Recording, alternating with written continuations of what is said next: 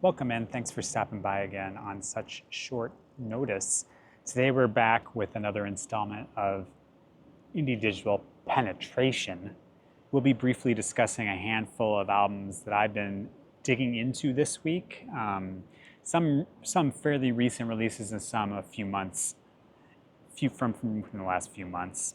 We've got some post-punk, some lo-fi indie stuff, and even a bit of twee indie pop. If you're new here, you will notice underneath your seat that there is a cooler. Inside that cooler, you'll find, some ice cold beer, which you're more than welcome to crack open. You're encouraged, actually, to crack them open. Also in there is a meat stick. Now that meat stick is kind of hard, so it's, from being in the cooler, it gets fairly stiff. But if you take it out and you don't play with it, it'll quickly, it'll soften up before too long if you just let it kind of relax outside of the cooler. All right, I think we're gonna go ahead and get started. I feel like it's just about to rain on me, which should make things fairly interesting. We're gonna start things off with a band out of Ohio, I think out of the Cincinnati area, group that goes by the name The Drin, and their fourth album in 4 years is titled Elude the Torch. This one just came out, I think, last month on Feel It Records. Yeah, so The Drin, I've heard a lot of people recommend this one, and that are also fans of, especially that album that came out last year. I remember hearing a lot of people talk about. Nonetheless, this is smoldering post-punk with saxophone, strings, synths.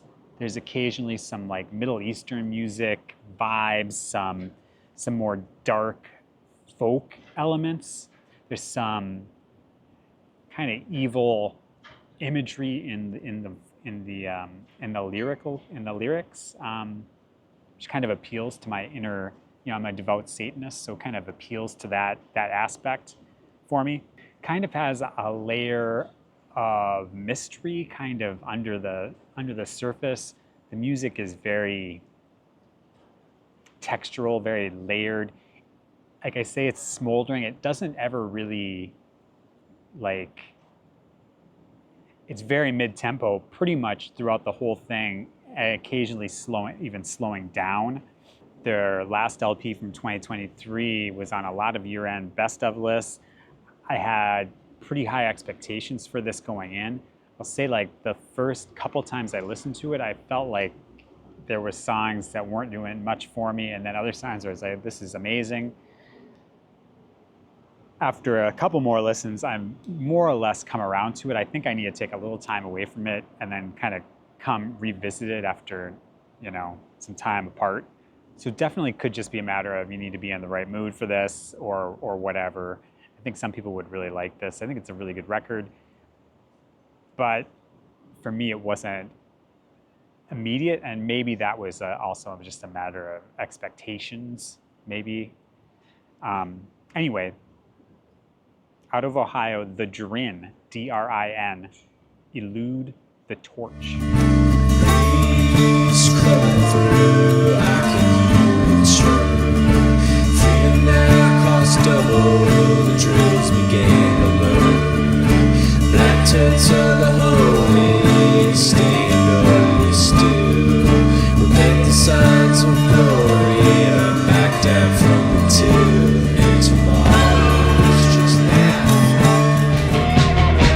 You're the Lord who keeps the record.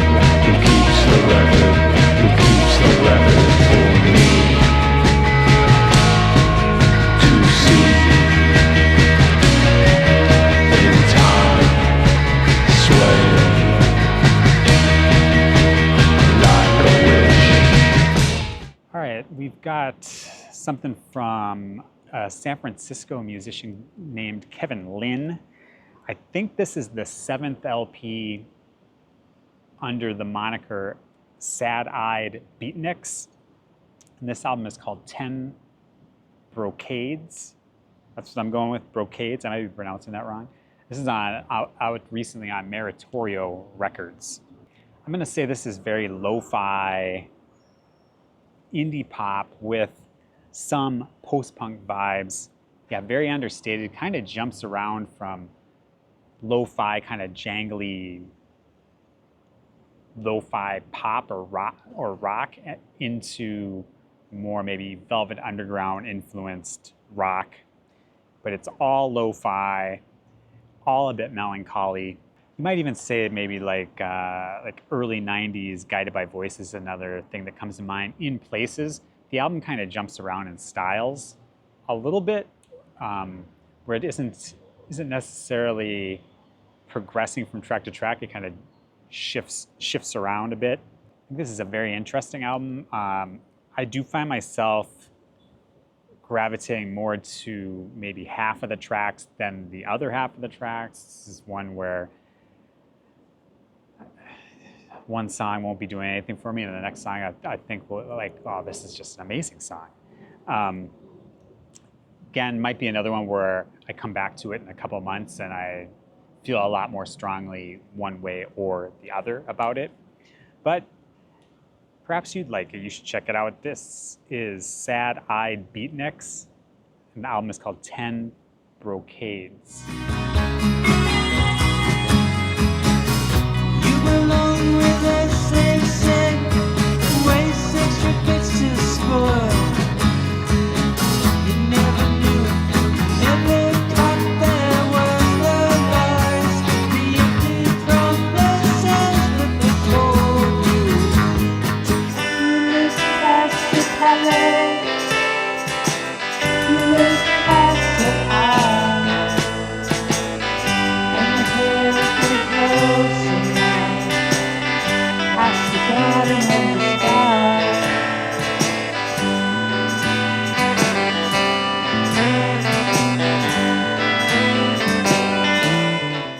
Yeah, so speaking of Guided by Voices, they've just released their 41st LP called Strut of Kings. So 41st LP for Bob Pollard and company, and incredibly, as of the time I'm recording this, this is the only Guided by Voices LP slated to be released in the year 2024. So still continuing in the same vein of the Guided by Voices records that have been released in this most recent wave of output from I'd say the last several years. So just high level indie rock with a lot of 1970s, rock influences, crunchy riffs, your signature Bob songwriting. I think fans of the recent Guided by Voices output are going to be pleased with this record. People that weren't fans of those are not gonna, I don't think, are gonna find anything to bring them into the fold on this one. But if you haven't been paying attention, maybe we're checking this one out. Guided by Voices, Strut of Kings. Recognize a sweet deal, listen to the pain, feel it, but I know it's good to go. And I get out around town, people in surround sound on the street, seems waving me. Oh, my name is Serene. Oh, my name is Serene.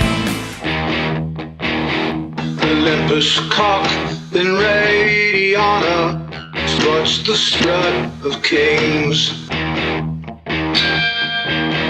His brilliant plumage shining the rock, leading the flock to a far more promising place. Next, this is a band I've been a fan of since the mid to late 1990s, called Lunchbox. This is their third LP since kind of coming back together in, I think, around 2015. Album is called Pop and Circumstances. This is on Slumberland Records. This one is infectious, upbeat, twee, indie pop with lots of like 60s sunshine pop, bubblegum, mod, even soul influences, super catchy, smile inducing, I would say. It's like hit after hit. This kind of record would fit in, I think, with your early kindercore records lineup, like bands like Kincaid, Masters of the Hemisphere, etc., that kind of thing. Also, maybe even with some of the Elephant Six bands, the Apples and Stereo come to mind. Lots of horns, lots of keys, hand claps. Just a really fun record. Just really joyful album. I certainly think this is too twee for most people. They aren't going to be down with it, but people that can get down with it, I think will really enjoy this. I love it. I think that I would even say the albums that they've released since reforming, are coming back together post 2014, 2015, are as good or better than anything they did in the 90s. So anyway, Lunchbox, Pop and Circumstances is the album. It's all I wanted. The things we lost, we won't get back. You're all I wanted. If all that's ever really true, oh, what can we do to solve the problem known as us?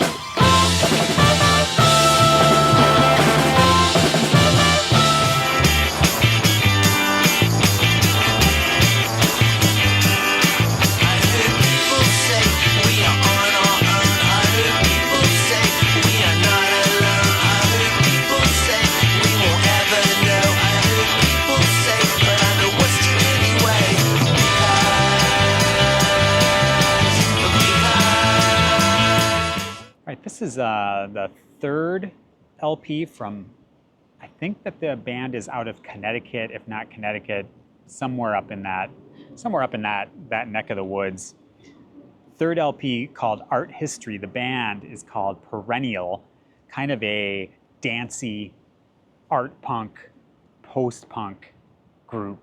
This release is out on Ernest Jennings. Yeah, Ernest Jennings Recording Company. This has boy-girl kind of lead vocals and dueling vocals, has electric organ, angular electric guitar, and kind of that propulsive drumming. Has some similarities or feels like could fit into some of the bands, some of the kind of art punk bands out of the Pacific Northwest in the 90s. Could fit in with some artists on K Records, things like that, perhaps. This is 12 songs, 21 minutes. It gets in, it gets out. Because of that, some of the songs are very short. I think I put this into the, post-punk thing.